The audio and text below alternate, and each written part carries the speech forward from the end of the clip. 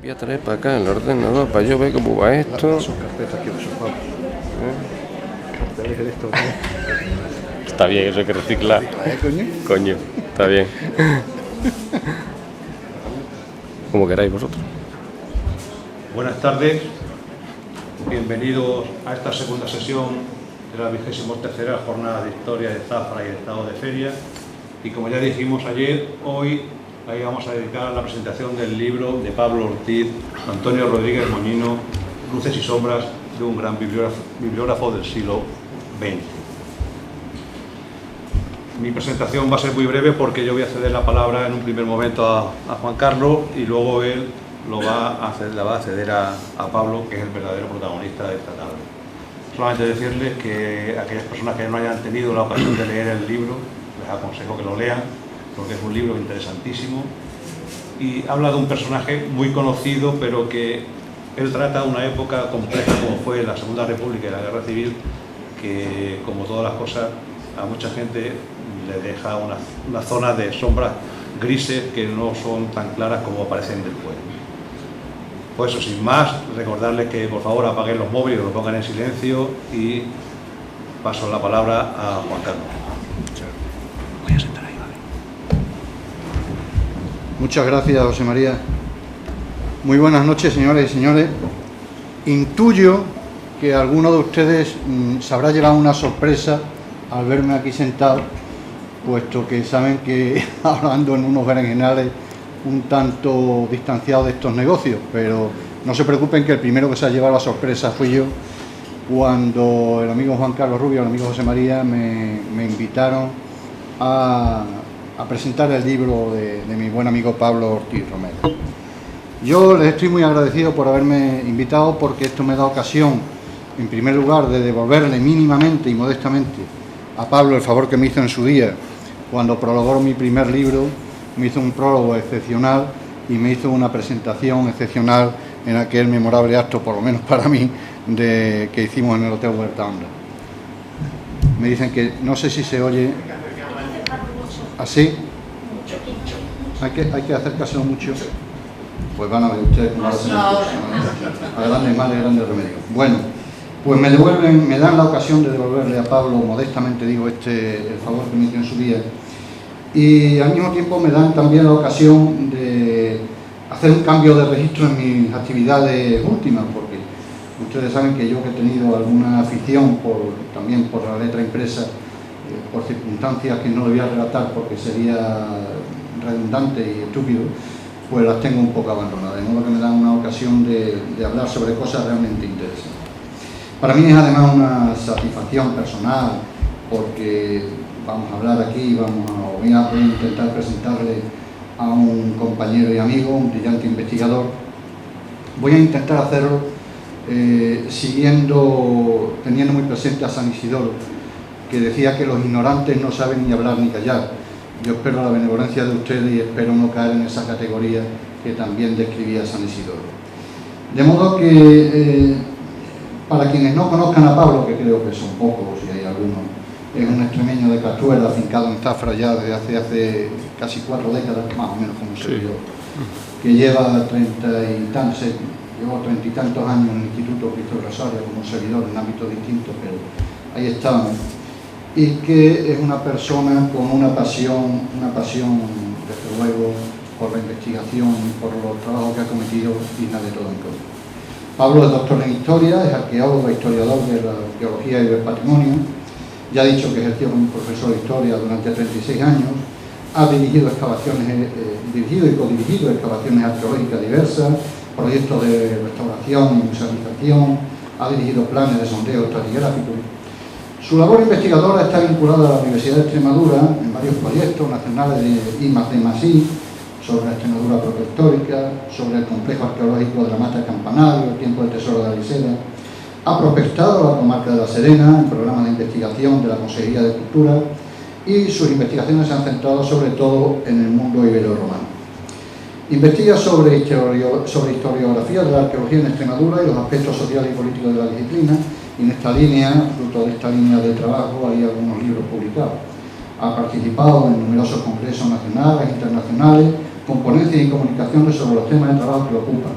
Ha pronunciado conferencias en la Casa de Huestes en Madrid, en la Complutense, en el programa de doctorado sobre patrimonio y turismo de la Universidad Autónoma de Barcelona, en la de Extremadura y en varios museos, entre ellos el Arqueológico Provincial de Badajoz, el de Cáceres y el Museo Arqueológico Nacional. Ha intervenido en campañas de difusión del patrimonio arqueológico y cultural de Extremadura, colaborando con asociaciones y ayuntamientos, en ciclos de conferencias, talleres y seminarios. Y además de los trabajos estrictamente arqueológicos, se ha dedicado a investigar sobre la institucionalización del patrimonio y sus actores. Ha publicado artículos también desde esta perspectiva y esto lo ha llevado hasta el patrimonio bibliográfico. Hay que decir que tiene 7 libros publicados, 4 capítulos de libro y más de 50 artículos publicados. Desde 2010 investiga sobre la participación de Antonio Rodríguez Moñino en la política de salvamento y protección del tesoro durante la Guerra Civil. Sobre esto tiene también varias publicaciones hasta que ha desembocado en este libro que hoy presenta nuestro amigo Pablo y que yo humildemente intento darle alguna noticia sobre él. Me gusta decir que la historia está poblada por una miríada de personajes, genios y figuras, muchas veces ignorados, otras solo conocidos en ámbitos muy especializados, que con frecuencia solo están acompañados por el polvo de décadas o siglos, cuando no por el velo de la conveniencia. Quizá nadie mejor que un arqueólogo para aventar este polvo, para rasgar velos y aproximarnos a la vida y verdad de esos personajes. Es el caso del que hoy nos ocupa, don Antonio Rodríguez Moñino, protagonista del brillante y documentado trabajo dado a la estampa por Pablo Ortiz Romero bajo el sello de la editorial Almanzara. Antonio Rodríguez Moñino fue un erudito de primer orden, un bibliógrafo y bibliófilo extremeño de Calzadilla de los Barros, que por circunstancias de la vida y de la historia se vio implicado en las políticas de protección del patrimonio bibliográfico que la Segunda República en guerra fundamentó en buena medida en incautaciones. Ahí actuó con profusión y mando en plaza don Antonio, catedrático de instituto, intelectual jovencísimo pero muy reconocido y respetado, todo un sabio, como dice el autor del texto que hoy presentamos. Participó en el salvamento de muchos libros y parece que también distrajo a algunos otros. Como cuenta Pablo, hubo quien le acusó de bibliopirata, pecado nefando entre bibliófilos, quizá más frecuente de lo deseable. Algunas turbiedades ensombrecieron la biografía intelectualmente impecable de don Antonio. Entre ellas brilla con luz y reflejos propios la incautación de monedas de valor histórico del monetario del Museo Arqueológico Nacional. Nos habla Pablo Ortiz de un hombre quizás atormentado por el peso de su pasado, que hubo de someterse, mas non troppo, a la justicia del franquismo. Sobrevivió a ella y aunque fue pseudo depurado, labró su prestigiosa carrera en España y en los Estados Unidos, si bien no le faltaron amarguras como el veto durante años a su ingreso a la Real Academia Española. Recoge pues Pablo en su texto hechos acaecidos en años convulsos, y lo hace con la maestría que le caracteriza, con el rigor descriptivo que se espera y se encuentra en un historiador y arqueólogo, que se ha documentado en los archivos precisos y que bebe en una vasta bibliografía en la que aparecen unos 260 autores para ofrecernos, libre de polvo y paja, el perfil tal vez menos difundido y conocido, al menos para profanos como el que les habla, de don Antonio Rodríguez Moñino. En este afán, y como corresponde a quien de veras ama la historia, Pablo Ortiz Romero busca la verdad, para lo que tiene que escrutar ámbitos que no son siempre cómodos de analizar. Pero ya saben qué decía el brocense: la verdad está oculta, pero nada más valioso que la verdad. El autor emprende esta búsqueda, aunque eso suponga desmitificar lo justo y necesario, creo, a una persona dotada de un armazón intelectual de primerísimo orden, que quizás para muchos le convertiría en intocable. Quizás a estos pudiera parecerle que Pablo comete herejía cuando aborda la figura de Rodríguez Moñino, mas creo que no cabe la heterodoxia cuando lo que se persigue y se acredita es el conocimiento cabal de las cosas.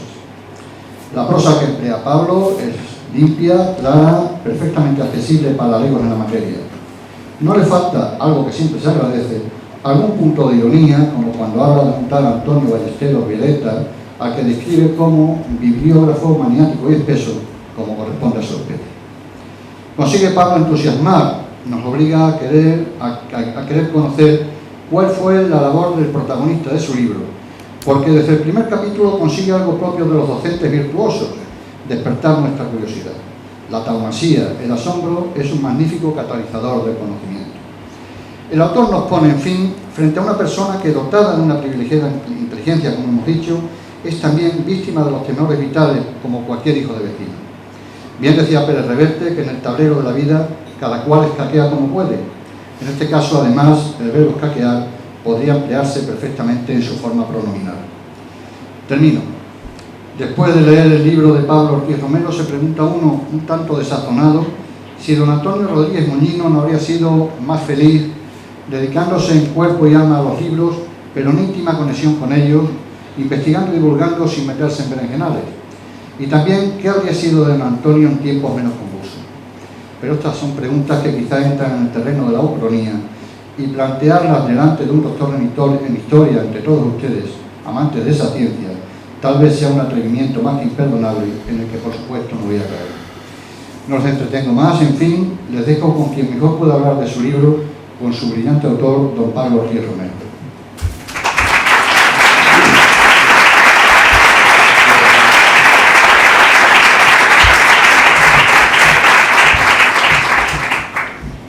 Bueno, bien, no sé, ¿esto está abierto? ¿Se oye bien? Es que es molesto tenerlo en la mano, no sé, me acercaré. Bien, buenas noches, muchísimas gracias a todos ustedes por acompañarme esta noche, por acompañarnos, a tantos amigos de mi otra vida, hasta algunas alumnas, y en fin, que es un placer estar aquí. Le agradezco muchísimo a Juan Carlos y a José María que insistieran, porque he estado yo siempre un poco reacio a estos actos, a la presentación. Creo que es el mejor marco, el de estas jornadas de historia ya tan consolidadas. Y por supuesto le agradezco muchísimo a Juan Carlos que me acompañe. No tiene ninguna deuda conmigo en absoluto. La deuda que tenemos la renovamos a diario porque somos amigos de hace muchísimos años y lo seguiremos siendo pese a todo. Y bueno, solamente decirles que un par de cosas antes de empezar a hablar de mi moñino. Una, que si todo va bien saldrán ahí una serie de imágenes que están más a título de ambiente que de otra cosa. No me voy a referir a las imágenes porque no quería dar una conferencia al uso, sino que quería hablar del libro y mostrarles un poco cuál ha sido mi aventura con Moñino, como al final fraguó ese libro, y cuáles son los grandes temas que aparecen en él y también los problemas que tiene el libro y que tiene la investigación. Bien, ya ha dicho Juan Carlos que Rodríguez Moñino era casi un genio. Yo no me canso de decirlo en el libro, lo digo en muchas ocasiones. Es verdad que el libro en general tiene algo de piqueta en el sentido de que aborda un mito que se construye sobre muchas medias verdades, y entonces pues alabar a Rodríguez Moñino cuando en muchos momentos se está desmontando partes que han sido consideradas fundamentales de su biografía, pues tiene su cosa, la verdad, y no es fácil, no me ha sido fácil la elaboración del trabajo. Ya ha dicho Juan Carlos quién es Rodríguez Moñino, una persona de primer orden, una de las cimas de la bibliografía en España y casi en todo Occidente, alguien que está a la altura de Menéndez Pelayo, de su admirado Bartolomé S. Gallardo, y que en definitiva es un hombre clave en la historia de la historiografía, de la bibliografía y de la cultura española de la primera mitad del siglo XX. Un intelectual de primerísimo orden. Lázaro Carreter lo dijo muy bien cuando se refirió a él y trató de definirlo y decía: este hombre no cabe entero en los dictados de bibliógrafo, erudito y editor. No cabe en eso ni en las muchísimas cosas que hizo, porque por sus obras lo conoceréis, obras publicadas. Y este hombre escribió, casi siempre instalado en la excelencia, sobre americanismo, sobre sebastianismo, sobre poesía del Renacimiento, sobre los pliegos de cordel, sobre arqueología, sobre historia de la imprenta, historia de la literatura, sobre folclore, antropología. Hizo de todo, y en todo era no bueno, buenísimo, era un hombre que escribía de maravilla y que era muy fino en sus estudios, en su análisis. No hay casi paja en Moñino, en todo lo que escribe, es un placer leerle. Fue un intelectual que, a diferencia de otros, trascendió las fronteras de España porque tuvo impacto internacional. Fue un verdadero gurú para los hispanistas, tanto los franceses como los norteamericanos, que lo admiraron sin cuento. Y en general, un hombre que había hecho en unas condiciones complicadas su carrera, no carrera académica, por cosas que ahora comentaremos, llegó a la Universidad de Berkeley y se convirtió, ya digo, en un verdadero gurú del hispanismo. Este Antonio Rodríguez Moñino, que era tan aventajado, cuando empezó la Guerra Civil tenía solo 26 años, era un chaval, y con 26 años hace cosas y se sitúa en ambientes impropios de alguien de esa edad. Tuvo un protagonismo cierto en las políticas de bienes culturales de la República, del gobierno del Frente Popular, porque le tuvieron muchísima confianza, sobre todo porque estuvo muy ligado a la Alianza de Intelectuales Antifascistas, que, como ustedes saben, no eran todos comunistas, pero sí lo eran la mayoría, y casi todos los que estaban, si no eran militantes en el PC, simpatizaban con el PC. Y la Alianza de Intelectuales Antifascistas, que estuvo muy activa en la lucha contra el fascismo, se apoyó en Moñino para el asunto de los libros, y él estuvo a la altura. Tuvo un papel muy protagonista en las incautaciones de bibliotecas, tuvo un papel muy destacado en la intervención y la ordenación de los fondos en la Biblioteca Nacional, tuvo un papel muy destacado en la evacuación de fondos bibliográficos a Valencia, una vez que el gobierno se instaló después de noviembre del 36 en Valencia. Él dirigió varias de estas expediciones de fondos de libros. Tuvo un gran protagonismo que, curiosamente, en su biografía ha quedado en un plano secundario y para mí es casi más relevante que lo que hizo en el tema de las incautaciones de bibliotecas, en el asunto de la propaganda. Le confiaron temas que eran verdaderos temas de Estado, como por ejemplo la búsqueda del poema del Mío Cid, del manuscrito del poema del Mío Cid, que no era cualquier cosa. Y en definitiva, cuando por azares, que ya me detendré en ello, llega a Extremadura a finales del año 37, con 27 años, como soldado raso al frente de La Serena, pues allí se constituyó la Junta del Tesoro Artístico de Extremadura, que él presidió y que giró y existió en torno a su persona.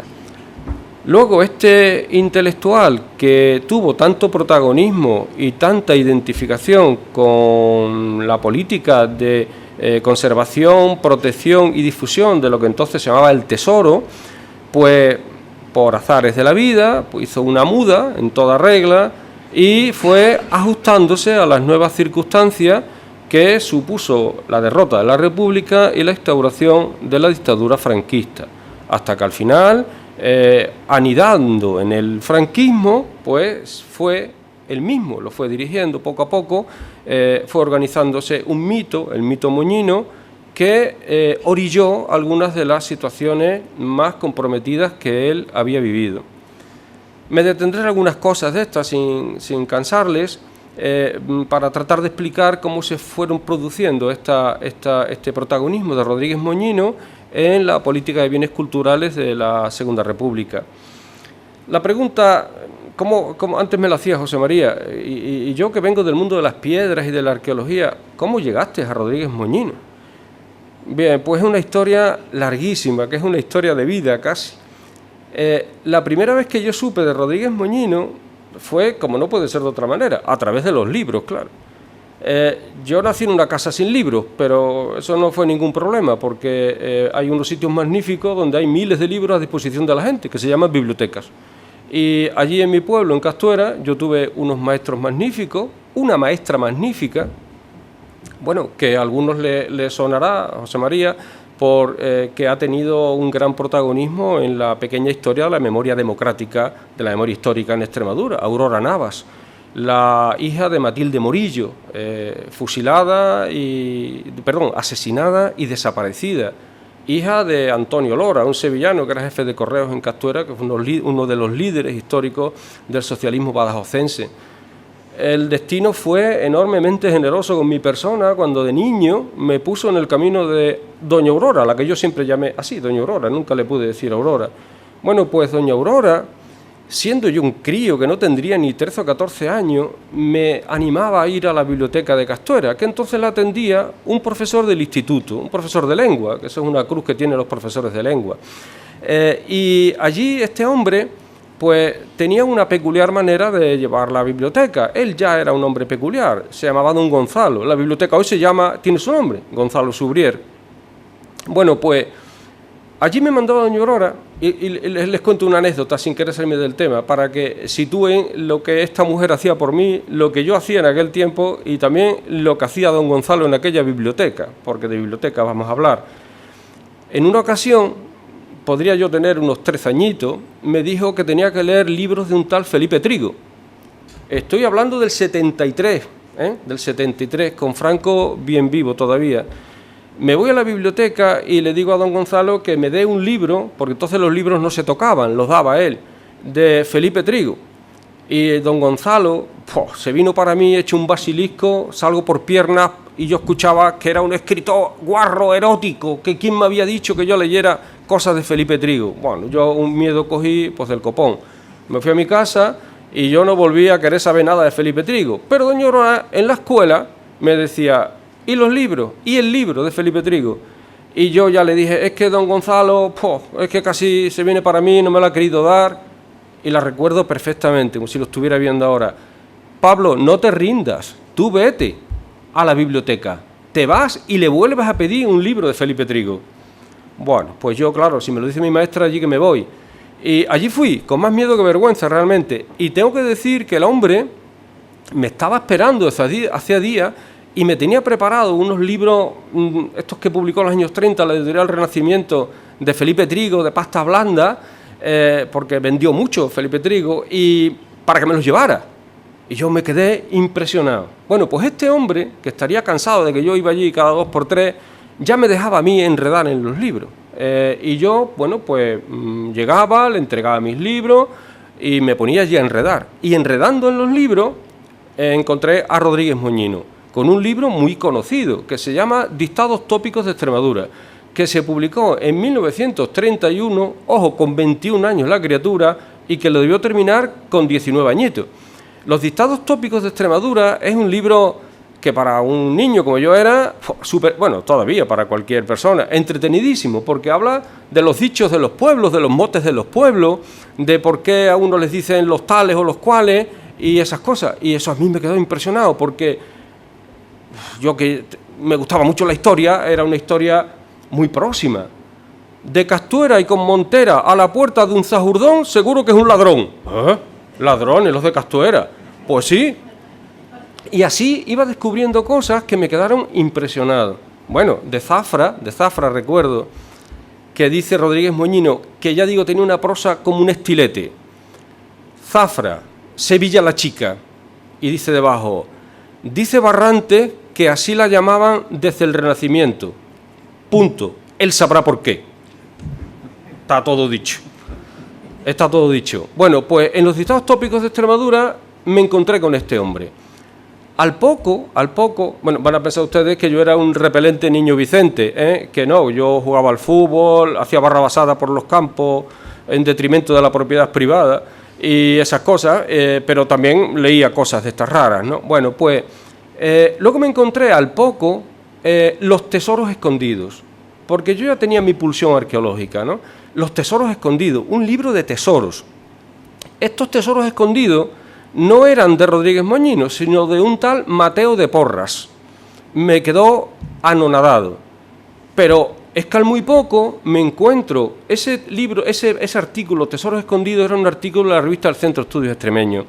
Al muy poco me encuentro un librino que se llama Una separata, que yo entonces no lo sabía, que había editado el propio Moñino, llevado de su alma bibliófila, había ajustado el título al artículo de Mateo de Porras y lo llamó Los tesoros escondidos, pelos y señales para encontrarlos, según un curioso manuscrito de 1601.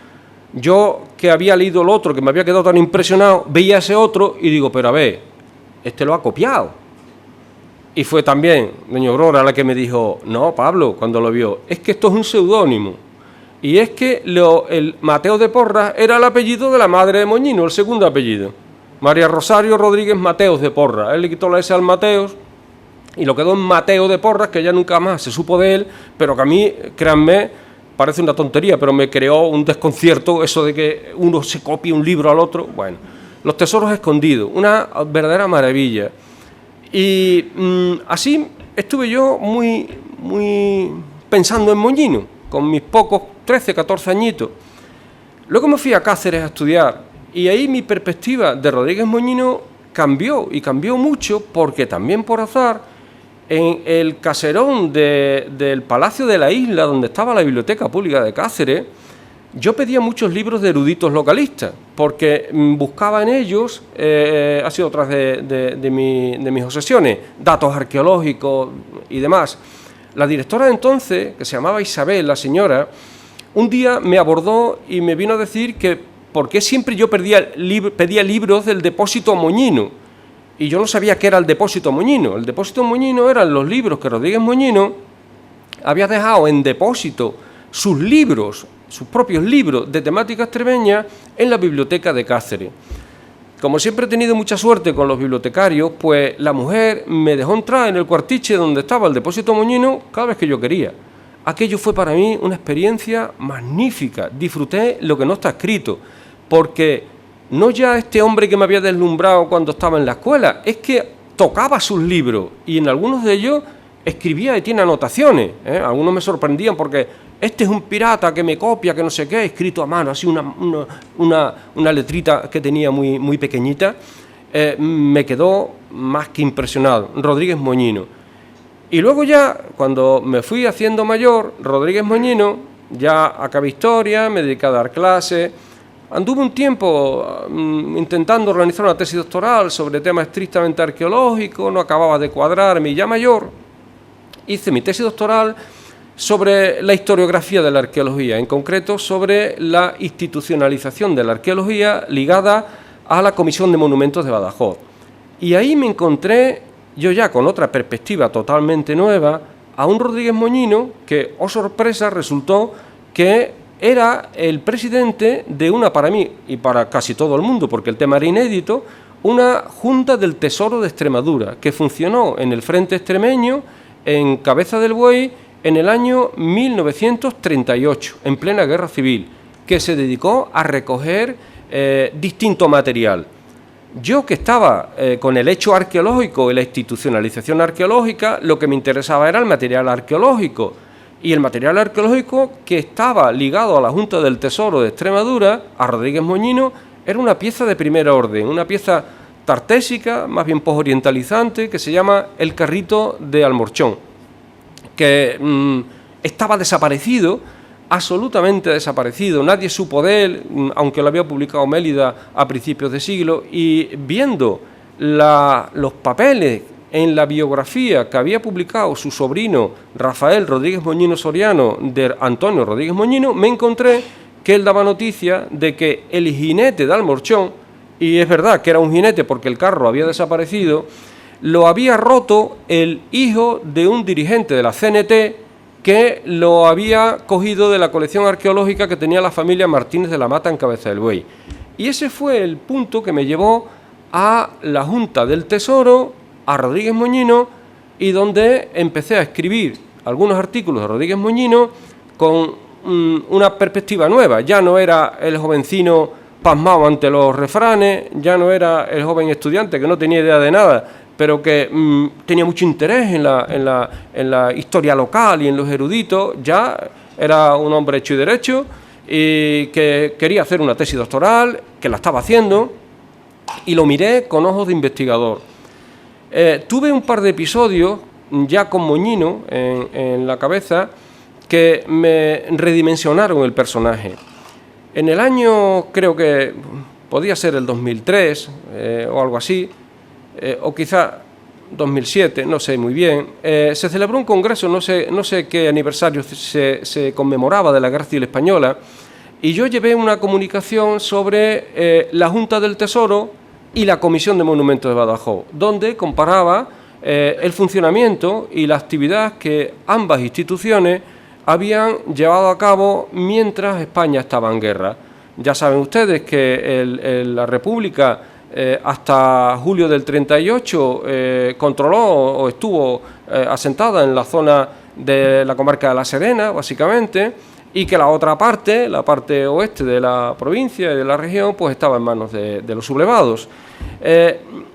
Cuando leí mi comunicación fue en una mesa donde se encontraba, la presidía, un investigador reconocidísimo que había hecho su tesis doctoral hacía ya tiempo sobre la política de bienes culturales de la República, se llamaba José Álvarez Lopera. Para mí era todo un santón. Yo leí mi comunicación y cuando acabé, Álvarez Lopera salió de la mesa, se vino hacia mí y me cogió así del brazo, me comentó cosas, me valoró la intervención, le gustó mucho y tal, pero me dijo... porque claro, mi intervención era un poquito, yo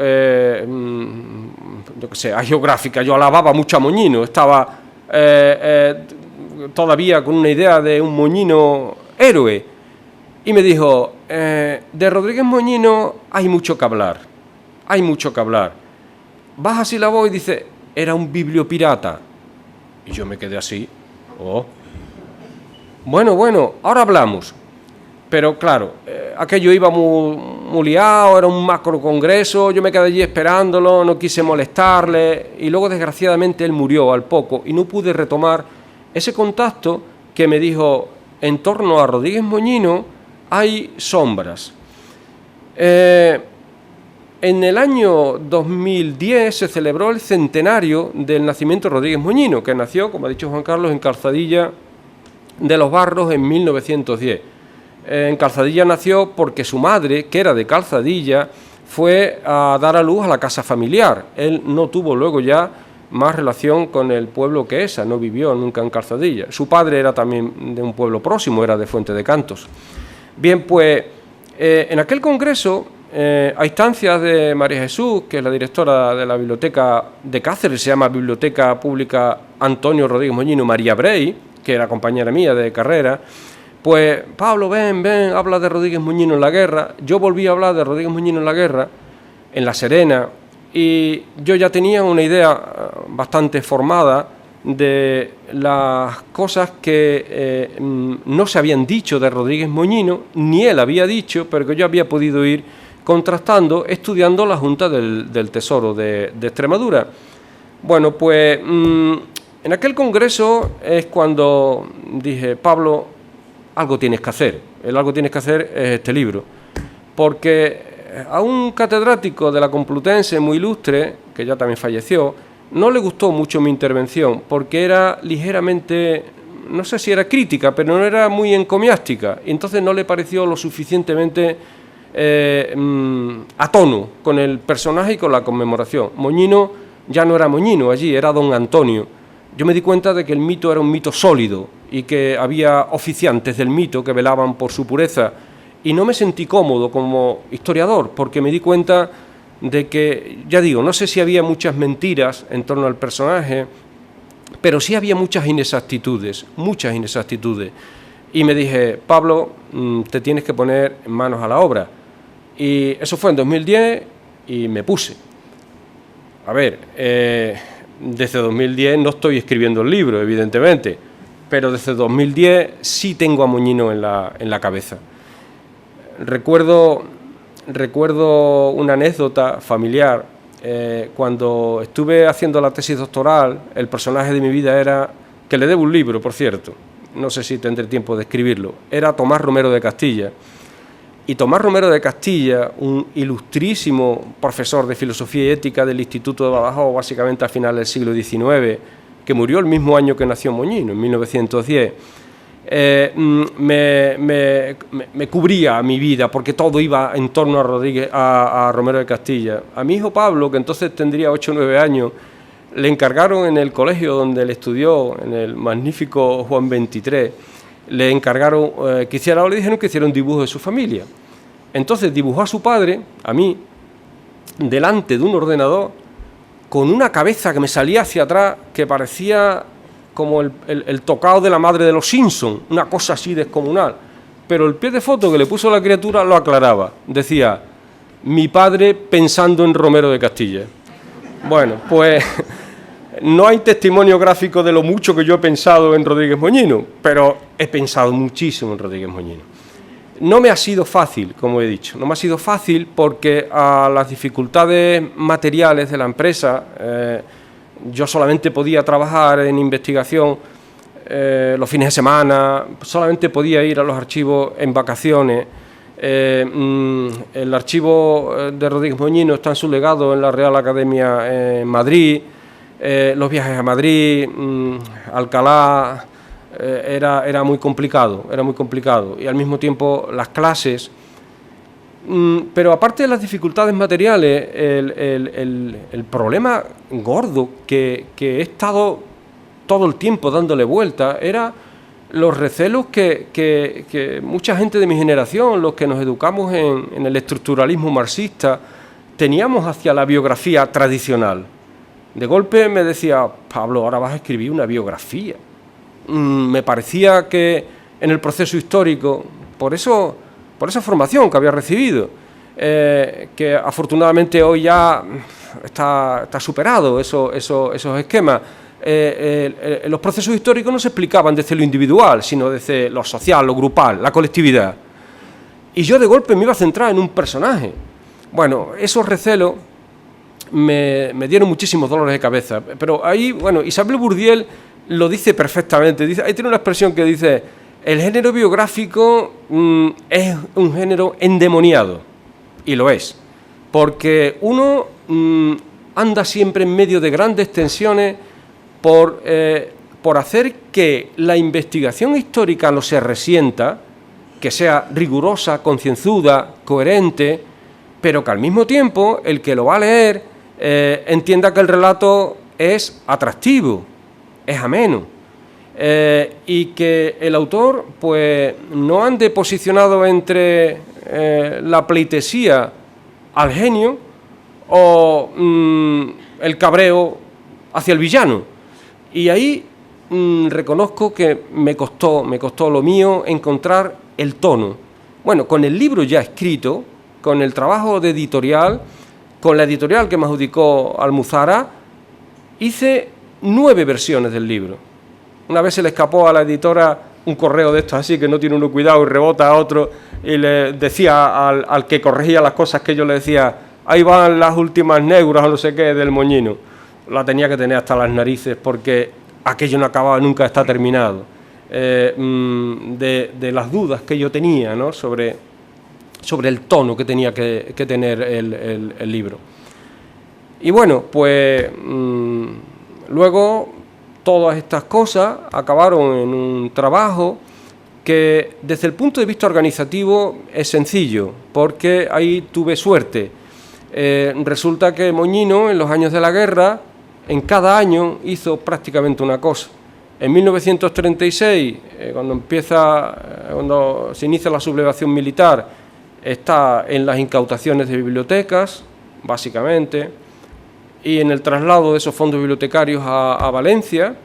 En el año 37 él está en Valencia, donde fue evacuado, no como intelectuales, sino evacuado como funcionario que era, como profesor de instituto, como catedrático de instituto, al Instituto Luis Vives de Valencia. Y allí en Valencia ya no tiene ninguna relación con las incautaciones, pero se convierte en un baluarte de la respuesta que el Ministerio de Instrucción Pública y Bellas Artes daba a los rebeldes que desde el otro bando les acusaban de expoliar el tesoro artístico, que era el concepto que entonces se usaba. Y ahí Moñino tuvo un papel muy protagonista. Luego está en La Serena. Yo soy de La Serena. Tenía ahí un interés que iba mucho más allá casi de la propia investigación, porque yo conocía las casas donde él estuvo, el sitio donde estuvo, el paraje donde estaba el vivac, donde fue destinado, donde estaban las trincheras. Madre mía, lo que yo he bregado por las trincheras de la Sierra de los Argayenes, buscando piedras, como yo digo, pero encontrándome casquillos de balas y cosas así sin cuento. Yo conocía, era parte de mi epidermis, esa historia de Moñino allí en La Serena, ¿no?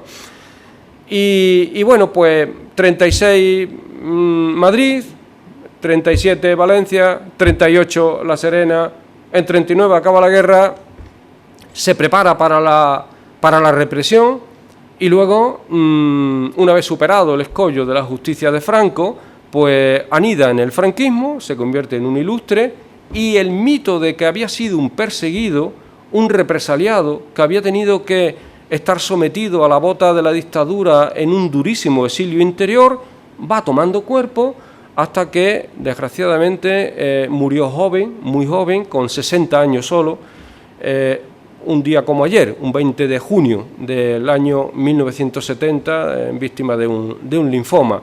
Ya estaba en los Estados Unidos y ya se vino a morir a España. Muerte joven, y toda la historia que él y sus compañeros y los muchos fieles que tuvo fueron conformando, fueron organizando ese mito de perseguido por el franquismo. ¿Qué cosas hay que destacar de Moñino? Pues miren, primero, el tema de las incautaciones. El tema de las incautaciones de libros, de las bibliotecas, ha sido casi algo secundario en la historia de la guerra civil. En general, el tema cultural tiene todavía muchas cosas, o hay muchas cosas que decir sobre ello. Hay mucho sobre represión y otros ámbitos, pero la cuestión cultural no tanto. Y no tanto porque hay una historiografía que ha visto, una historiografía progresista, como que ha preferido mirar para otro lado cuando la gestión de la cultura por parte de la República ha dejado que desear. Como que no es agradable reconocer ciertos déficits, ciertos errores, llamémoslo así, y es más fácil creer en lo que nos hubiera gustado que así hubiera sido, en formar algo así como una especie de posverdad. Las incautaciones de libros, que siempre se han enfocado como la salvación del patrimonio, de hecho Rodríguez Moñino insistió muchísimo en eso, y ese es uno de los pilares de su mito, el salvador del patrimonio bibliográfico de España. No es así, porque no hay en la política de incautaciones de biblioteca en los primeros meses de la guerra, finales de julio, agosto y septiembre, que fue cuando Rodríguez Moñino era quien dirigía esas incautaciones, básicamente, no hay una idea de salvación, no, es un proyecto de corte revolucionario el que está detrás de esas incautaciones, porque lo diseña la Alianza de Intelectuales Antifascistas, que lo que quería era socializar el libro.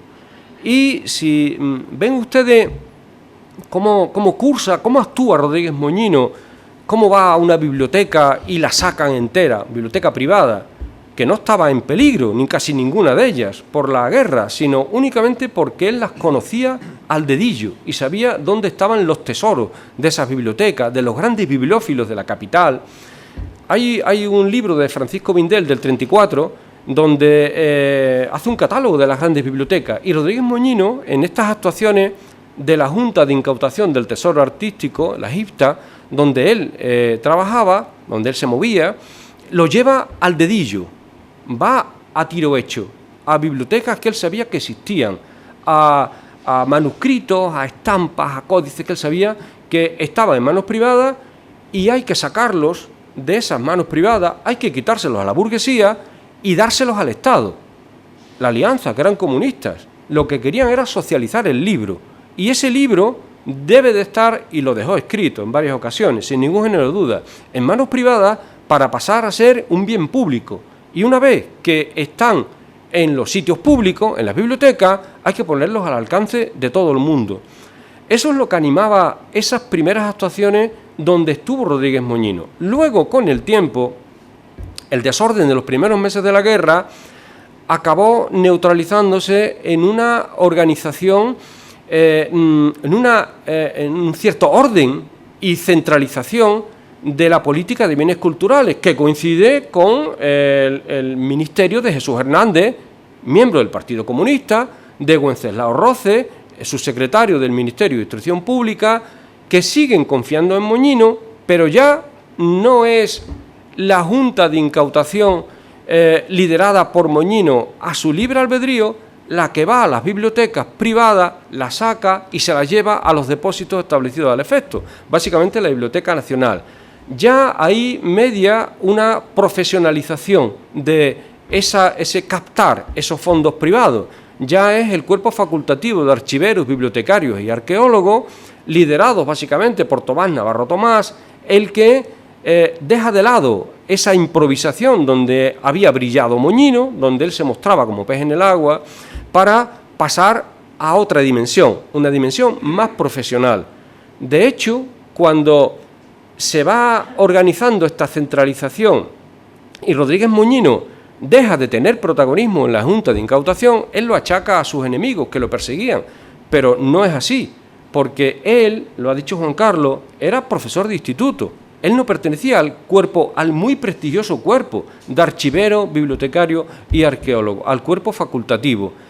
Y él, aunque en estos primeros meses de la guerra le dan mucha relevancia, porque le tenían mucha fe realmente por su prestigio, por su formación, él, que era asesor técnico de la Junta de Incautación, nunca perteneció como vocal ni tuvo cargos directivos en la Junta, no podía ser de la comisión gestora que se estaba encargando de organizar el cuerpo facultativo de bibliotecarios y archiveros, pero lo nombran como un enlace entre una y otra.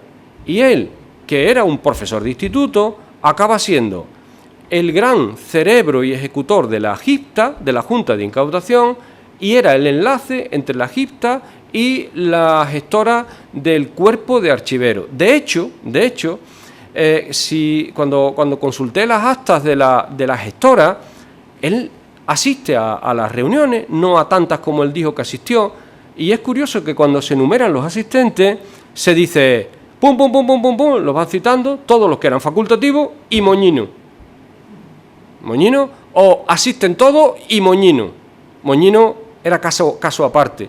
Bueno, pues cuando se crea la Junta Central del Tesoro Artístico y se crean las juntas delegadas, la Junta Delegada de Madrid, Moñino ya no tiene sitio, porque él no pertenecía a eso. Y entonces es cuando él dice que lo persiguen los comunistas y tal, y que Roce la tenía cogida con él, y que los miembros facultativos, Teresa Andrés, Vicente de la Llave, Jordá, etcétera, que le tienen una inquina y que van a por él. No fue cierto. Él hizo de las incautaciones, ya digo, uno de los pilares de su historia personal, como que él fue el gran salvador del patrimonio del país.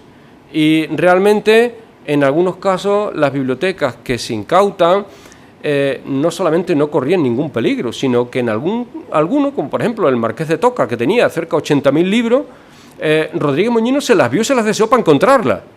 Anduvo varios días, lo dice él, buscándola, porque no estaba donde él quería que estaba, y cuando la encuentra a los varios días, la biblioteca estaba vigilada por varios trabajadores de Toca, del Marqués, que estaban a su cargo, y Moñino se la lleva a la Biblioteca Nacional y les da empleo allí a los trabajadores del Marqués.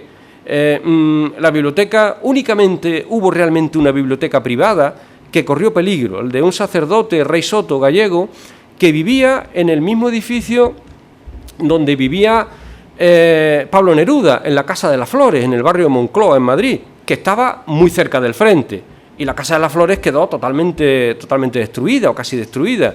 Y ahí tenía este cura un apartamento, porque se supone que era algo más que amigo de una riquísima indiana, y su biblioteca pues corría peligro por las bombas y la metralla del frente que estaba allí mismo, ¿no?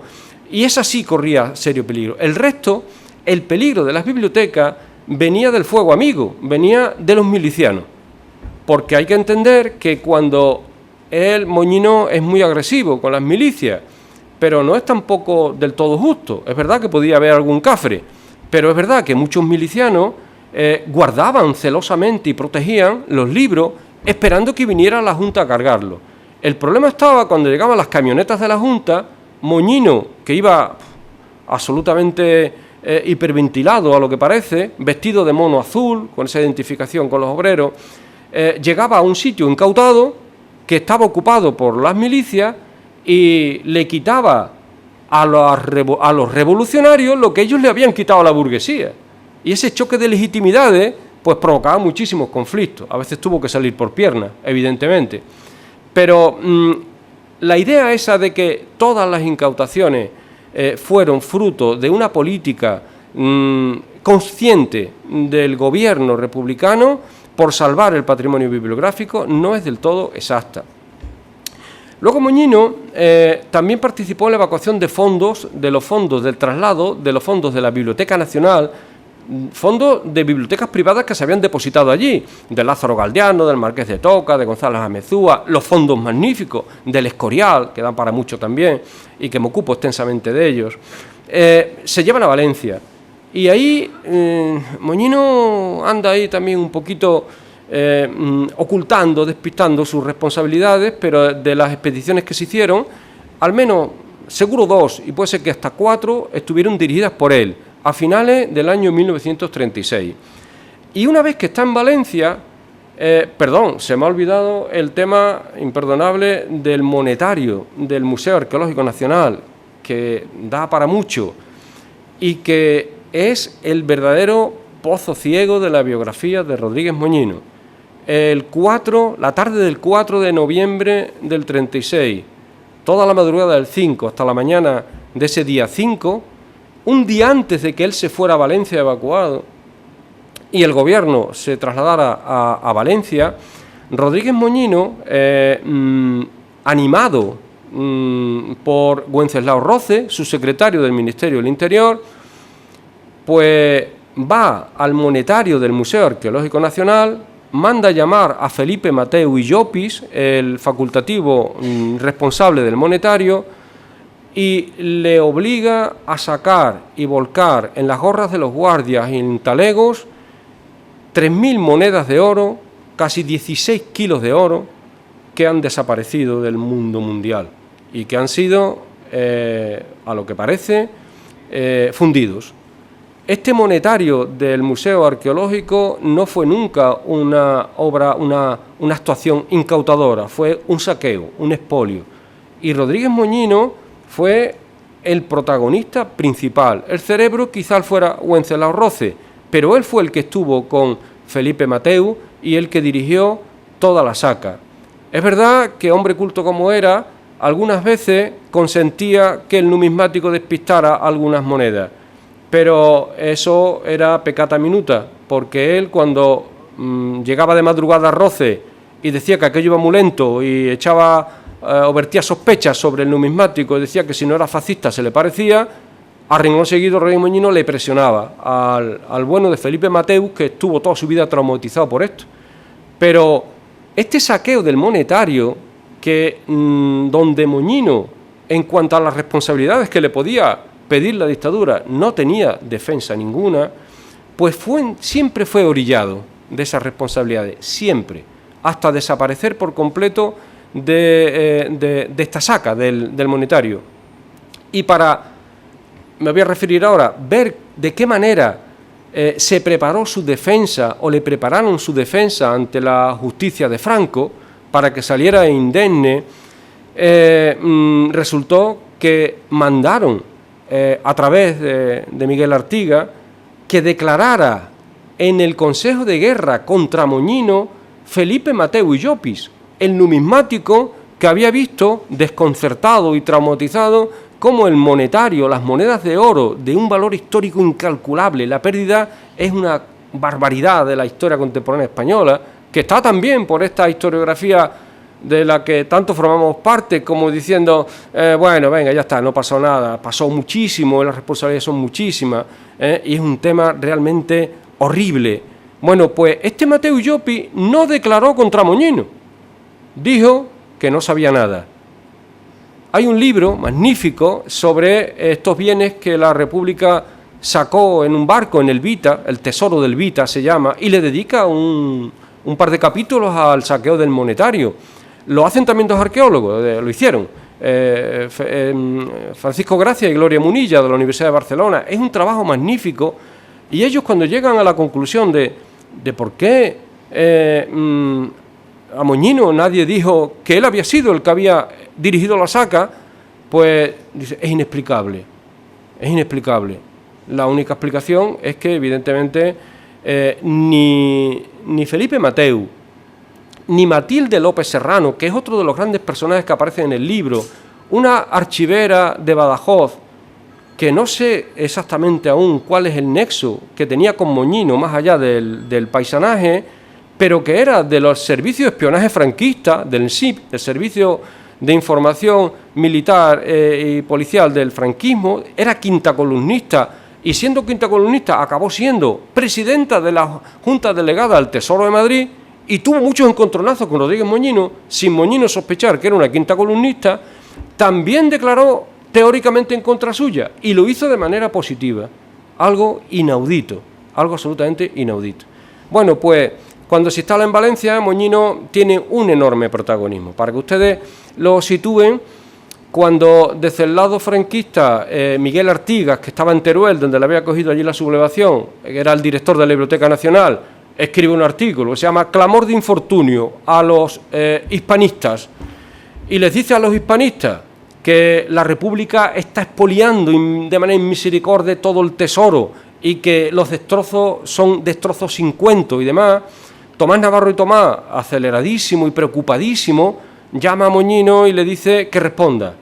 Y Moñino responde y contesta, argumentando que la República no estaba destruyendo, que estaba protegiendo los bienes del tesoro de los destrozos que estaba ocasionando la guerra civil por la sublevación de los fascistas.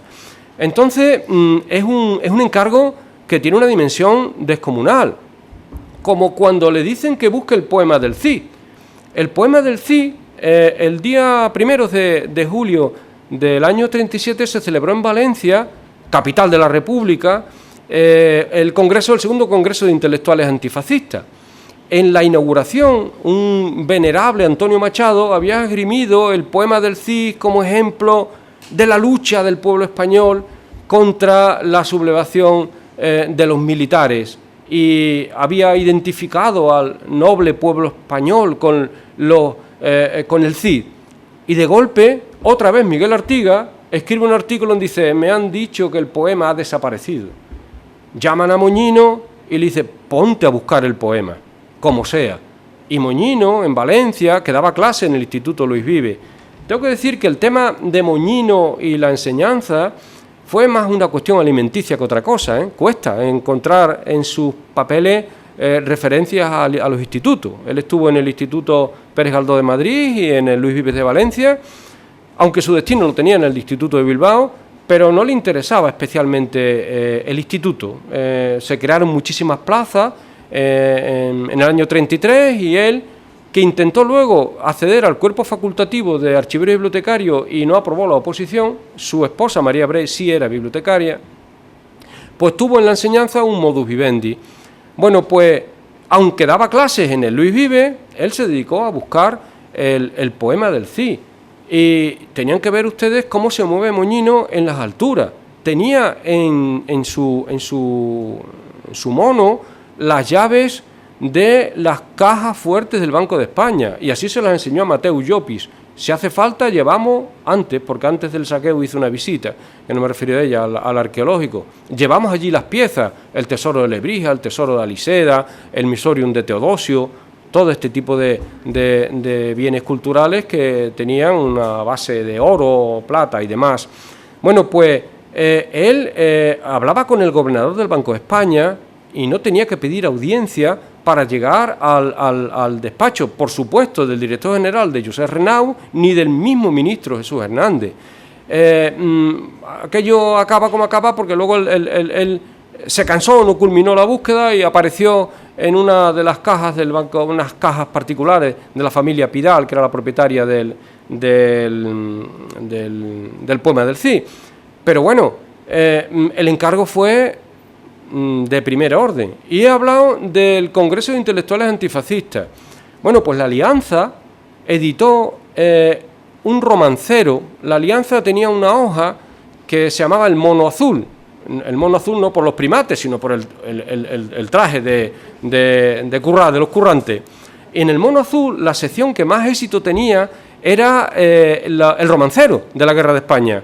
Bueno, el famoso romance del Mulo Mola de Bergamín, todos los grandes poetas combativos, claramente alineados con la República, publicaban allí sus composiciones, más bien malitas, claro, pero eran romances de combate, para eso estaban, gustaban muchísimo. Bueno, pues a los que iban a llegar, a los invitados al Congreso de todo el mundo, la Alianza le encargó a Moñino que redactara el prólogo de uno de los libros que editó, El Romancero General de la Guerra de España, para regalárselo a los visitantes. Y Rodríguez Moñino, con una prosa encendida, deja claro que él era la Alianza y que nuestra organización es el bastión contra el fascismo.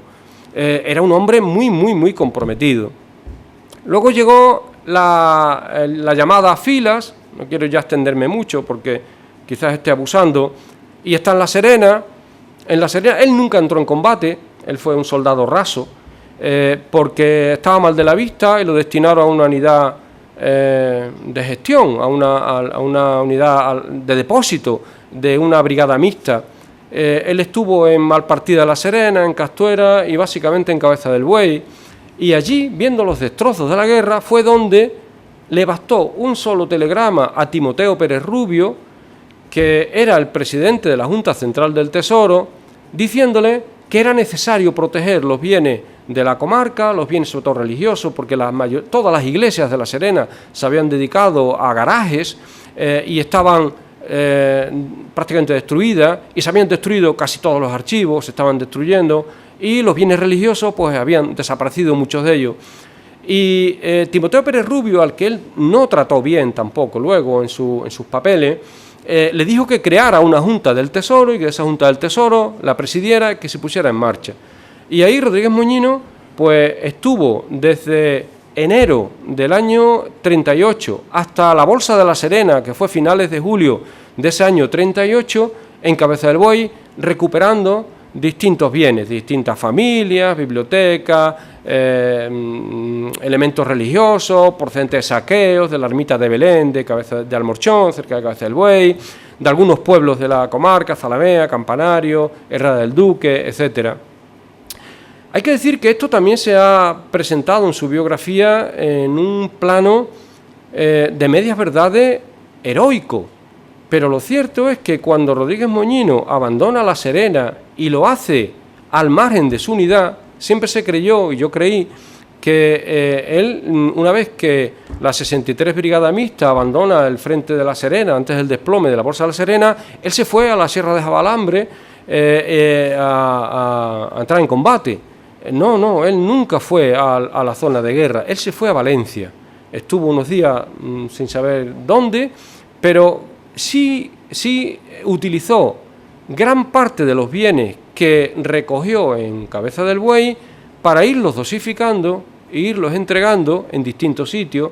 Hizo entregas de esos bienes hasta septiembre del 37, estando en Valencia, porque ahí tenía una cobertura que le impedía ir al frente. Seguía siendo el presidente de la Junta del Tesoro de Extremadura, y esos bienes, que algunas veces eran joyas de la Virgen de Belén, pues él los iba entregando. Todos han perdido en el cataclismo del final de la guerra, y los que quedó allí nunca tampoco se supo de ellos. Yo no he localizado ninguno de estos bienes, y recuperó o recogió bastante. Hay episodios muy interesantes, pero bueno, no me quiero ya detener. Y luego llegó la represión. Rodríguez Moñino, tengo que decirles que estaba casado con María Brey.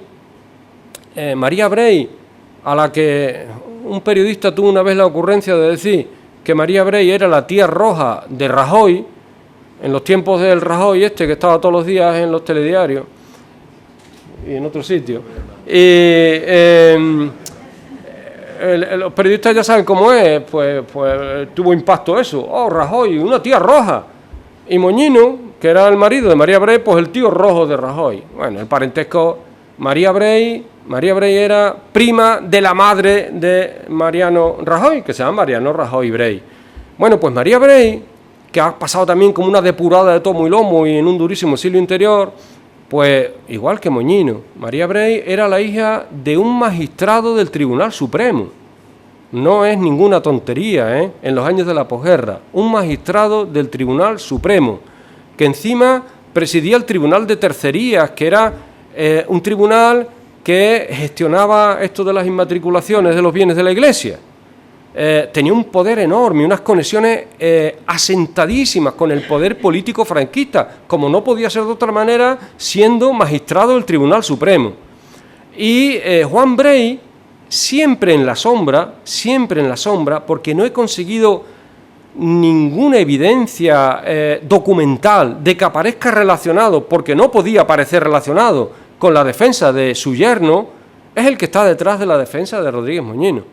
A Rodríguez Moñino, el 31 de mayo de 1939, van a la calle de San Bernardo en Madrid la policía y lo detiene en la casa del magistrado, entonces de la Audiencia Territorial de Madrid, pero a los pocos meses ya era del Supremo. En la misma casa de Juan Brey se lo llevan. Está 40 días en la cárcel y a los 40 días, con un padre muy activo, que ya de cuando estaba en La Serena, ya estaba gestionando la ayuda a su hijo, recogiendo avales, algunas veces, como digo en el libro, poniéndose en el filo del precipicio, porque llegó a contactar con el delegado de Orden Público de la provincia de Badajoz, el sanguinario Manuel Gómez Canto, entonces capitán de la Guardia Civil, que no sería la figura que hasta el franquismo lo metió en un consejo de guerra porque fusiló a compañeros.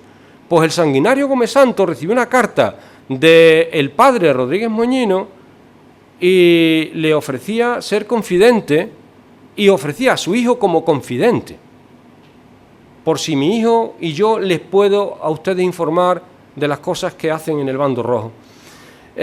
Bien, pues libertad atenuada a primeros de julio, apenas 40 días en la cárcel, una especie de arresto domiciliario que únicamente le impedía salir fuera del domicilio de su suegro, magistrado, fuera del horario de trabajo, y una sentencia, la del Consejo de Guerra, que es asombrosa porque yo no he visto algo igual. Lo acaricia, lo alaba, le dice que lo que este hombre ha luchado por el patrimonio, el Consejo de Guerra franquista, porque resulta que el Consejo de Guerra que le someten es, yo creo, toda una voladura controlada, muy meditada. La acusan de haber robado 2 códices del Centro de Estudios Históricos, 2 códices de la verdadera historia de la conquista de la Nueva España, de Bernal Díaz del Castillo. Esos códices, de los que existen 2, uno está y estuvo siempre en Guatemala, y el otro, que lo localizó Rodríguez Moñino, estaba en la familia, se conoce como el Códice Alegría, en una familia de Murcia, privada. Nunca jamás estuvieron en el Centro de Estudios Históricos. Pensar que la acusación por la que le hacen a alguien un consejo de guerra, habiendo tenido el protagonismo político y público que tuvo, era porque un catedrático de la Universidad Central, Antonio Ballesteros Beretta, le había acusado de haber robado 2 códices, es algo absurdo. Lo tuvo muy fácil. Es más, la denuncia de Ballesteros Beretta tampoco existe. En la causa del Consejo de Guerra, dice la denuncia que está en el folio 7 o en la página 7. Y en la página 7, y es todo una señal, lo que hay es el atestado de la detención de Moñino, que le llevó a cabo un personaje del AMPA, que era policía entonces, con campo libre, Luis Celi Ruiz de Liori, que le sonará a ustedes por un famosísimo caso que ha salido en una serie hace unos años de televisión, el caso de la mano cortada. La madre de Luis Celi Ruiz de Liori, en su piso de la calle Princesa de Madrid, cuando murió de leucemia su hija Margot, le seccionó a algunos miembros y los metió en unas vasijas. Y el hijo denunció a la madre. Y este Ruiz de Liori Luego, cuando acabó la guerra, estuvo metido en negocios sucios y era alguien de Lampa, que yo pienso que fue dirigido para que llevara a cabo la detención de Moñino. En ningún sitio se cita a Ballesteros Beretta. El único que induce, que presenta su nombre, es el propio Moñino, dirigiendo hacia esa denuncia absurda el principal cargo que tenían contra él. Cuando sale el tema del monetario, el juez instructor hace oídos sordos, no dice ni pío. Dense cuenta, no ya consejo de guerra, sino que en ese tiempo, en el año 39, en el verano del 39, estaban los campos de concentraciones, estaban la gente tiradas por las cunetas y no se necesitaba consejo de guerra para quitar de en medio a nadie. Y alguien le monta un consejo de guerra que al final la sentencia lo alaba y aquí no ha pasado nada. Con eso Moñino tuvo una gran coartada, estaba ya despreocupado.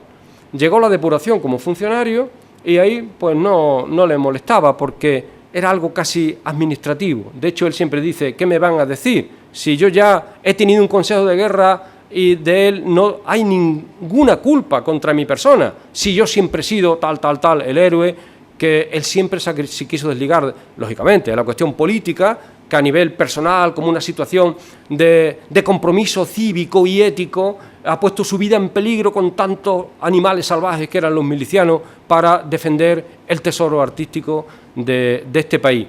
Pero claro, era muy llamativo que alguien tan conocidísimo, que lo habían visto en Madrid con coche, con camioneta, con mono, armado y con responsabilidades, no pasara nada.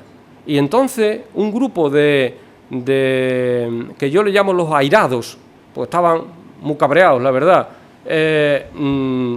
dicen, a este hombre hay que juzgarlo en sus justos términos para que pague por lo que ha hecho. Eran casi todos miembros facultativos de la Biblioteca Nacional, que conocían bien a Rodríguez Moñino. Y hay de la universidad alguien que luego fue un santón de la sociología, Carmelo Viñas Mey, que entonces era catedrático de Historia Antigua en la Universidad Central de Madrid. Bueno, pues cuando vino la depuración, Moñino fue dando respuesta a las acusaciones.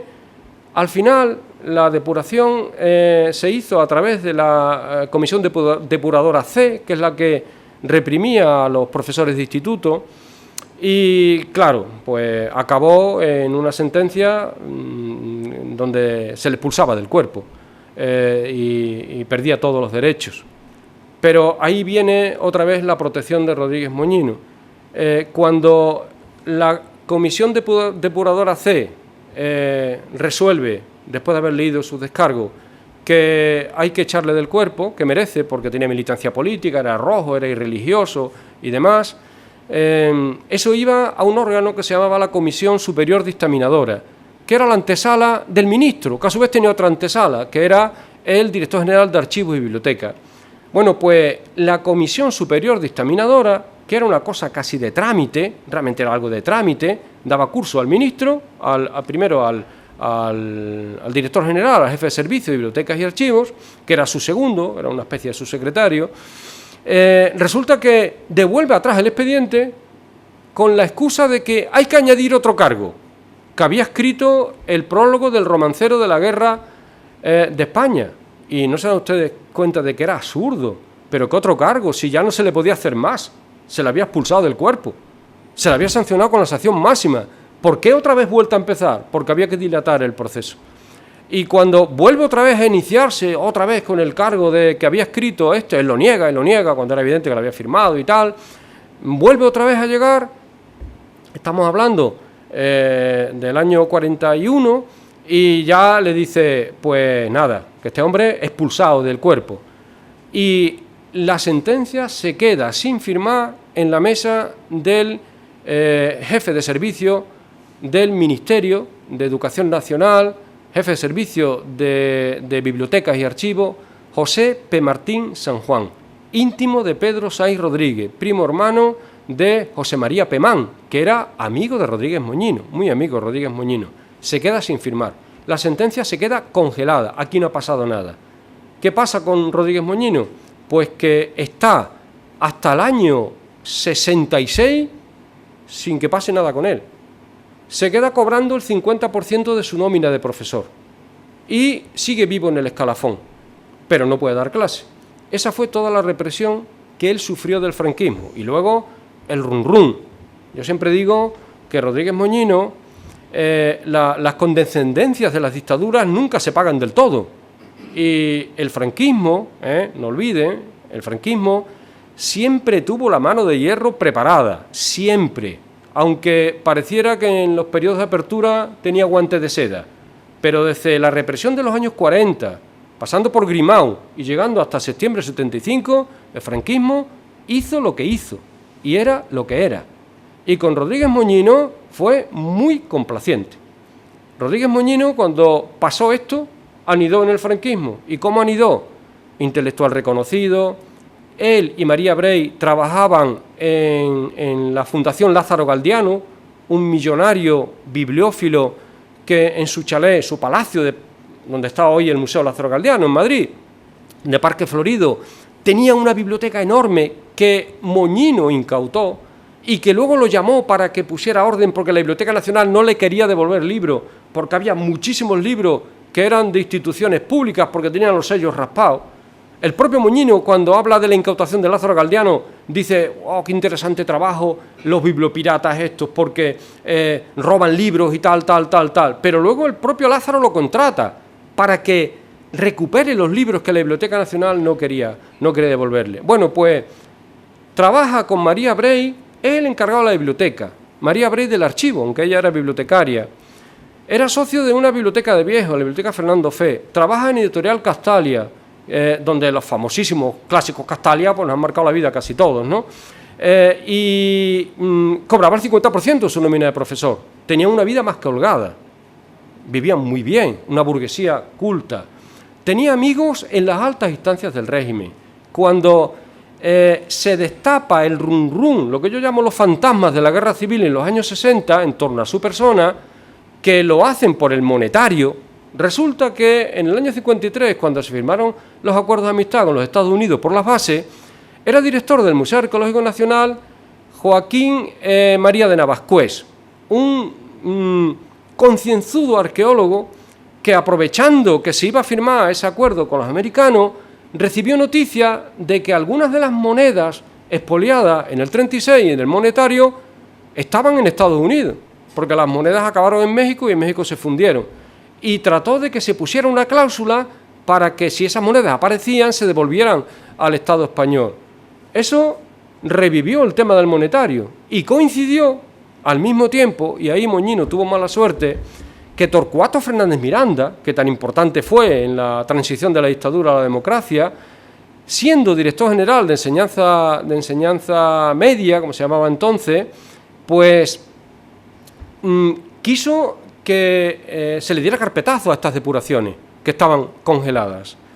Y removió la depuración de Moñino y pidió, ya no existía la Comisión Superior Dictaminadora, sino un juez superior, que era del Ministerio, juez superior de revisiones se llamaba, le dijo que ya era cuestión de reconciliación, que había que dar carpetazo a estas depuraciones sin concluir y que Rodríguez Moñino se tendría que incorporar junto con otros profesores al sistema educativo. Bueno, pues se remueve la depuración y se remueve al mismo tiempo que el monetario, pues blanco y en botella. Resulta que el ministro, que era un histórico del ministerio, Jesús Rubio García Mina, dice, cuando ese mismo año, en la RAE, Moñino es propuesto para ser académico. Ya era correspondiente por Extremadura y entonces lo vetaron. Y al ser vetado en la RAE, con el trasfondo del monetario, con el trasfondo de su actuación en la guerra, el ministro dijo que Moñino no podía hacer ciertas cosas porque había hecho lo que había hecho y quieto parado. Y él, que había pasado ya mucho tiempo, se vino arriba y se organizó y se defendió. Bueno, se entrevistó con Fraga, que entonces era Manuel Fraga, para aclarar qué pasaba con el veto. Se me ha olvidado decir que tan represaliado estuvo que en el 51, trabajando él en la Fundación Lázaro Galdiano, pues estuvo en la recepción del caudillo y señora, cuando se inauguró el Museo Lázaro Galdiano. el erudito bibliófilo Rodríguez Moñino, la ABC lo recogió. Entonces, la represión con él fue bastante suave. Yo no sé si en el libro, si alguno de ustedes lo ha leído, me he pasado o no me he pasado mostrando en algún momento hasta qué nivel fue esta represión suave, condescendiente con él, cuando he aludido a lo que le pasó a sus próximos, a los que estaban en la Junta de Incautación y a los que estuvieron en La Serena con él. Rodríguez Valdés, fusilado en Ciruela, en una cuneta, desaparecido. Francisco Albiac, fusilado en la plaza de Campanario, maestro. Rodríguez Valdés también maestro. María Gallardo, embarazada, maestra, la mujer de Francisco Albiac, fusilada en el cementerio de Campanario. Anselmo Trejo, del que ahora se ha publicado una biografía, fusilado tras consejo de guerra. José Sosa Hormigo, en México. En Madrid, ¿qué pasó con Teresa Andrés, que es un personaje maravilloso? Hay una biografía buena, pero es de su hijo y merece más, Teresa Andrés. ¿Qué pasó con Vicente de la Llave? ¿Qué pasó con Moreno Villa? ¿Qué pasó con Timoteo? Lo cito en el libro. Hubo un proyecto también merece Timoteo Pérez Rubio una biografía acorde con el protagonismo que tuvo, porque este hombre sí que fue un héroe, un héroe que entregó su vida realmente a la Junta Central del Tesoro y a la protección del Tesoro. Hubo un proyecto cuando vivía Antonio Franco, en el que me llamó para que participara, porque el MEIAS le había comprado los fondos que tenía el hijo de Timoteo, de Timo, que sabéis que estaba casado con la escritora Rosa Chacel, Carlos. Bueno, pues esos fondos privados de Timoteo, que no son mucho, aunque tienen relevancia, ahora se ha publicado algo en su plano creativo, yo me iba a ocupar del tema de la guerra, de su papel en la guerra y de su papel en los fondos del Tesoro en Ginebra y la gestión con las autoridades franquistas cuando esos fondos llegaron desde Valencia a Barcelona, de Barcelona a Ginebra. Bueno, pues él quiso escribir una historia de la defensa del Tesoro en la guerra, manuscrita, con una letra de hombre mayor, con una caligrafía antigua. Y en la primera dedicatoria, el hombre empezó por la dedicatoria, de apenas pocos folios que consiguió escribir porque lo dejó. En la primera dedicatoria le agradecía a Rodríguez Moñino su papel en la defensa del Tesoro, pero la tachó y escribió otra dedicatoria y desapareció Rodríguez Moñino. Entonces, bueno, se me quedan muchísimas cosas, pero ya me da la sensación de que me estoy pasando un poco. Espero haberles mostrado así, realmente, aunque sea un poco pesado, pero ha sido a grandes rasgos. Y muchas cosas me quedarán por matizar, lo que ha sido la biografía de Rodríguez Moñino. No discuto su mérito intelectual, de ninguna de las maneras. A un crítico literario famoso me decía por correo, es que tal, digo, lo admiro, aunque parezca mentira, lo admiro. Pero como historiador nos debemos a la verdad y nos debemos a las fuentes y nos tenemos que comprometer siempre que nuestra metodología sea una metodología rigurosa, pero luego evidentemente el historiador no es una cosa aséptica que está metido en una cápsula donde no tiene ideas. Claro que las tenemos y claro que las vivimos, pero yo necesitaba que este hombre al que tanto admiro desde tan chico, su biografía se ajustara a la verdad. Quedan muchas cosas, El libro está lleno de perdedores. Y se me ha olvidado Eugenio Muga, alcalde socialista de Puebla de Alcocer, que, madre mía, un personaje magnífico para escribir e investigar sobre él. Mucho. El libro está lleno de perdedores que merecen que se trabaje sobre ello, como merece quizás el mundo de la cultura más en la guerra civil de lo que ha sido, ¿no? Y bueno, perdonen si me he pasado,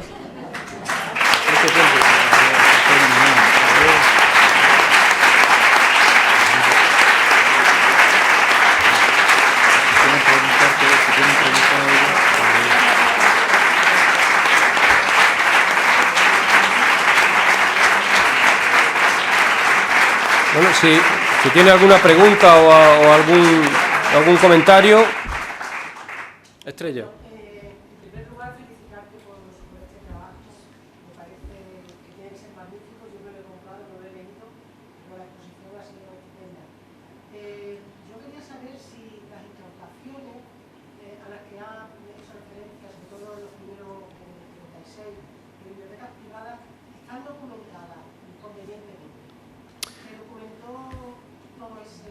Pues no, mira, Estrella, cuando en esta segunda fase que he comentado, donde hay una gestión más profesional, que está dirigida por la quinta columnista Matilde López Serrano, la paisana nuestra, pero que ya son todos funcionarios del cuerpo facultativo, los que catalogan los libros, los que los controlan, los dirigen, colocan los fondos y demás.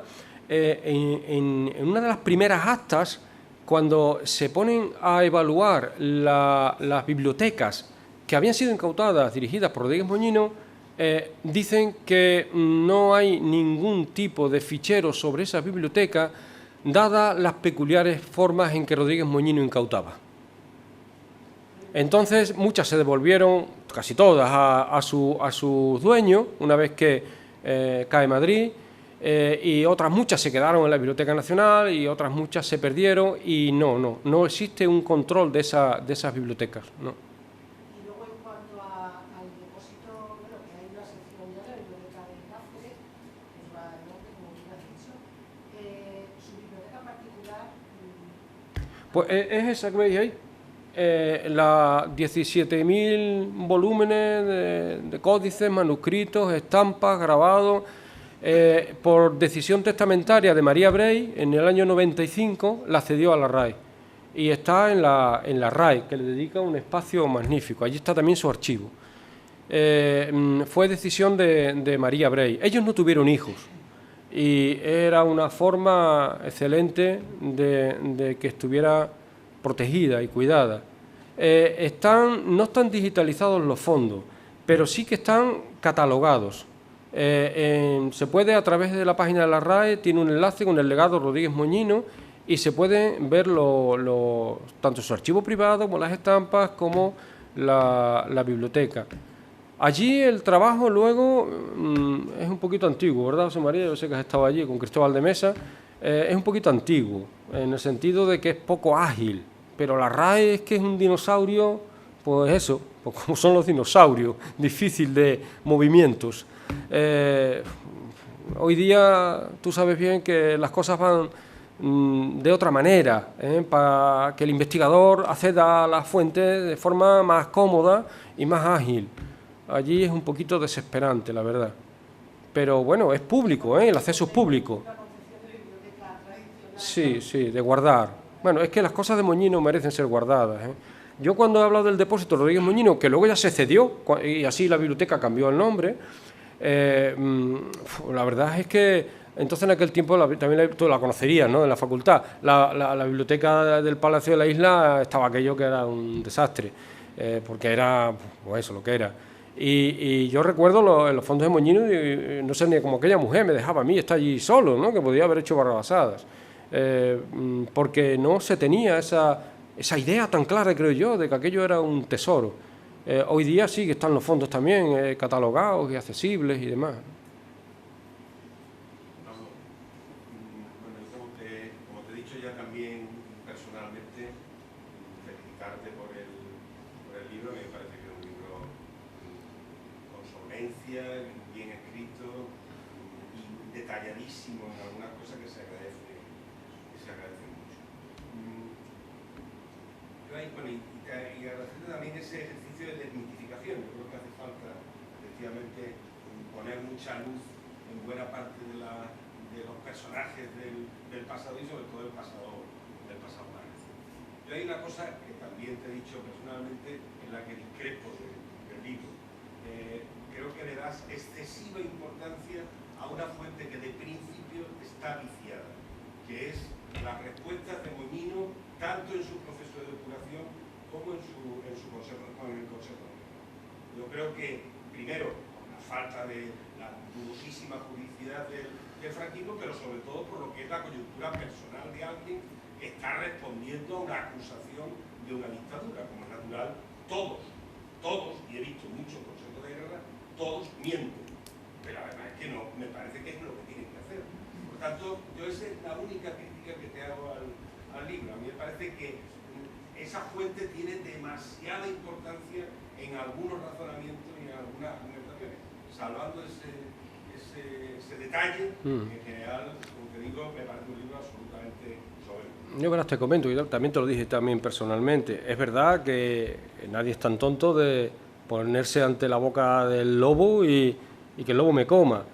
Pero es que, aunque lo pueda parecer, realmente no hay tanto argumento basado en el Consejo de Guerra, aunque le doy la relevancia al Consejo de Guerra que creo que tiene, porque me parece que tenía que poner de relieve que era un simulacro, ni en el proceso de depuración, porque básicamente, aunque se confunden, porque digamos que lo entrevero, básicamente donde Moñino miente, y no necesitaba hacerlo, porque todo lo que escribe, lo escribe privadamente, y él se encarga de decirlo, es en los cuadernos que él escribió. Esos cuadernos, que son 4 cuadernos, súper detalladísimos, puntillosos, no van al Consejo de Guerra ni van a la comisión depuradora. Esos están y se los queda él, se los queda copiado, encarga a quien se los copia. En ese diario, donde él se explica, no se explica ante la auditoría de guerra, ni se explica ante el monstruo que administrativamente le va a quedar sin su empleo. Se explica ante un conocido, ante un amigo, al que le dice todo lo que él ha hecho en la guerra y por qué lo ha hecho. Esos cuadernos no son documentos oficiales, llamemos.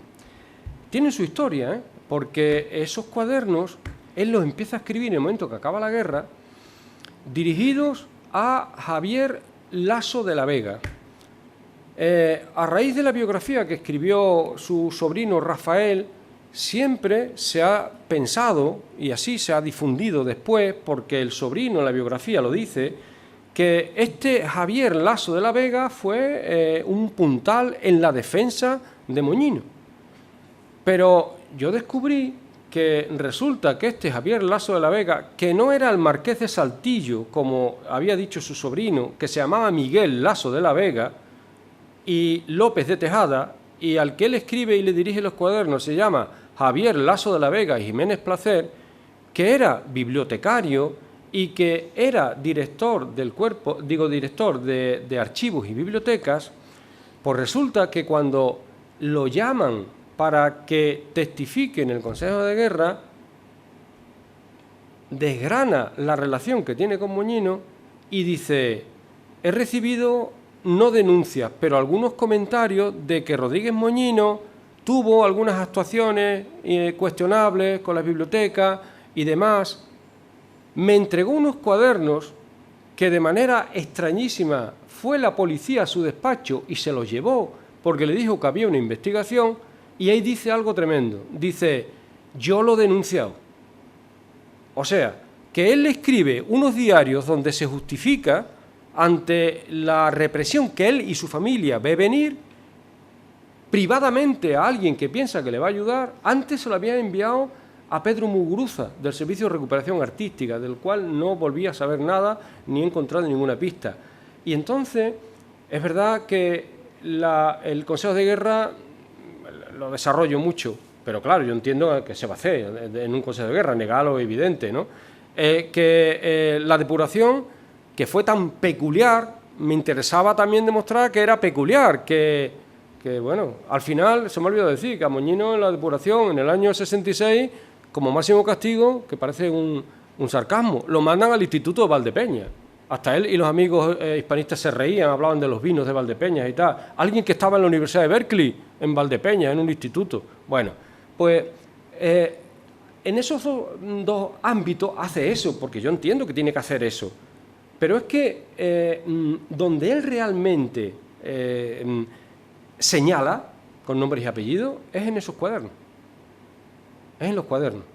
Y no tenía necesidad de hacerlo. Y luego te lo comenté, José María, que eso es entendible, yo lo asumo, que se va a hacer en aquel tiempo si te quieres quedar aquí y no quieres que te maten ni que te metan en la cárcel. Pero, ¿y en los años 60? ¿Por qué sigue señalando de manera torticera a gente? Nunca más volvió a hablar de Ballesteros Beretta. El que lo denunció, nunca jamás. Cuando habla de sus enemigos, en los años 60, cuando le escribe una carta preciosa, por lo que expresa en ella, al cardenal Leopoldo Eijo Garay, que era el primado de España, no sé qué y tal, el obispo Alcalá Madrid, le dice: Y esto que me está pasando es porque me ha denunciado el bellaco de Mateu Llopis, el numismático, el pobre Mateu Llopis, que ya digo, toda su vida asustado y que nunca jamás lo denunció. Esto me está pasando porque mis enemigos van contra mí porque yo les censuré cuando en la Biblioteca Nacional de la Guerra querían hacer guardias antifascistas nocturnas para llevarse unas perrillas. Fue un poquito, perdonadme, poco, no sé, poco exacto y un poquito, no sé, no quiero utilizar ciertas palabras. Eso lo hace en los años 60. No tenía necesidad de señalar ni a Mateu Llopis, ni a Miguel Artigas, ni a Bordonau, que fue un bibliotecario que era amigo de Artigas y que por eso también lo consideró un bellaco. Ni tenía necesidad de señalar, como he visto ahí, a sus enemigos republicanos, que no los tuvo, a Juan Gil Albert, el pobre Juan Gil Albert, que era comedido al máximo, y que deduzco, porque tampoco es exactamente una referencia exacta, que cuando se refiere al tal Gil, secretario de la Alianza Intelectual Antifascista, no podía ser nada más que Juan Gil Albert, que era secretario de la Asociación de Intelectuales Antifascistas, que fue el que le encarga el prólogo del romancero.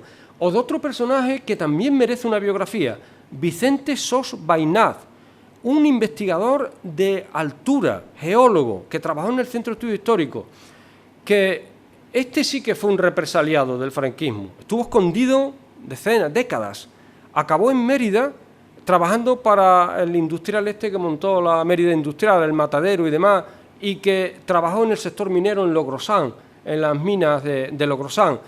Y este hombre, Vicente Sos Bainaz, que dejó un magnífico museo geológico de Extremadura que se cargó el Ayuntamiento de Mérida, del PP, volvió a la enseñanza con 70 años para poder tener una pensión, con 70 años, y trabajó 2 años en Ciudad Rodrigo, en Salamanca, y dijo que él lo había denunciado porque le acusaba de haber dado unas clases, unas charlas de una asociación de la Asociación de Propagandistas Católicos que las dio. Entonces, es verdad que yo entiendo que hay cosas donde él tenía que defenderse, pero en otras cosas no tenía necesidad de hacer lo que hizo. Yo creo que se creció un poco, quizá. Como dicen los jóvenes de hoy, que se vino arriba.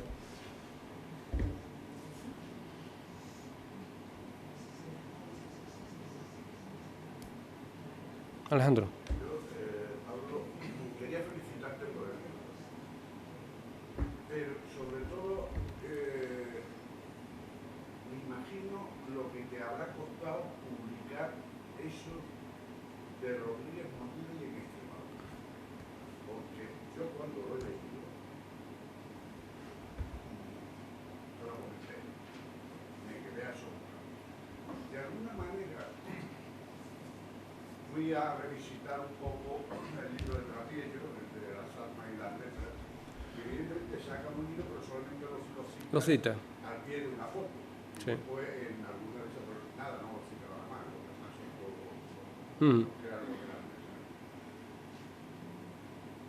Pero me vino un poco a la memoria el famoso dicho de Nietzsche, que un exceso de memoria daña a la vida.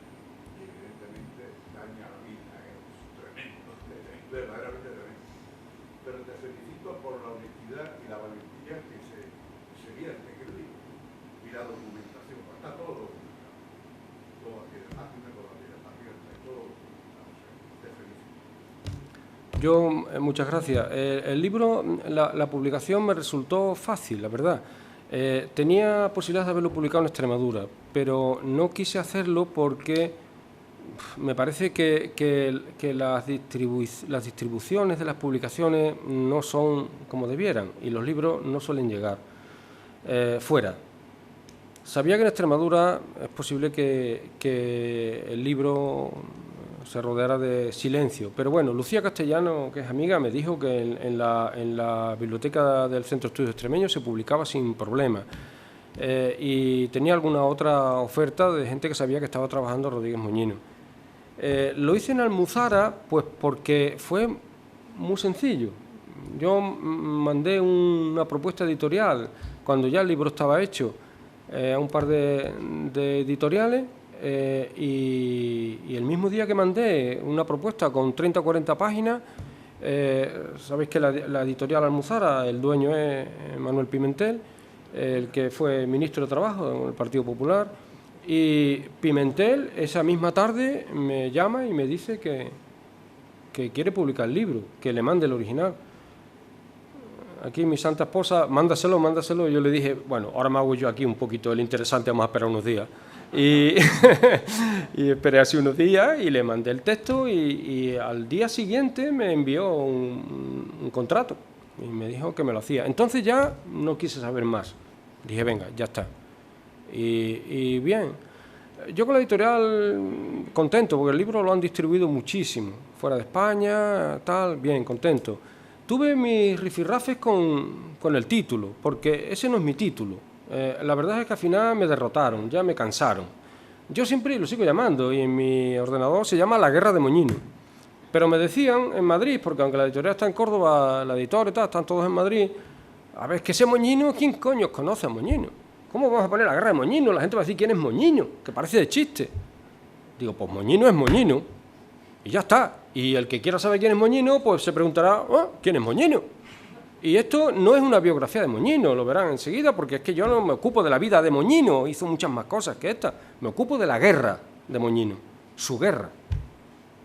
Y salvo eso, y que la tenía muy cansada, a la Ángeles esta, y que habrá acabado de mí hasta el gorro, pues bien.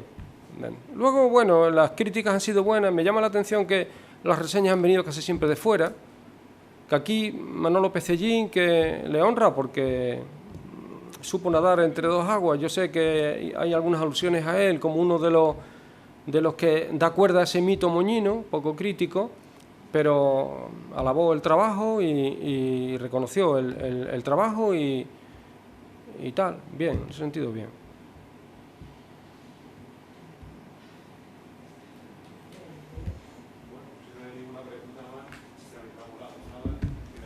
¿Cuánto tiempo está?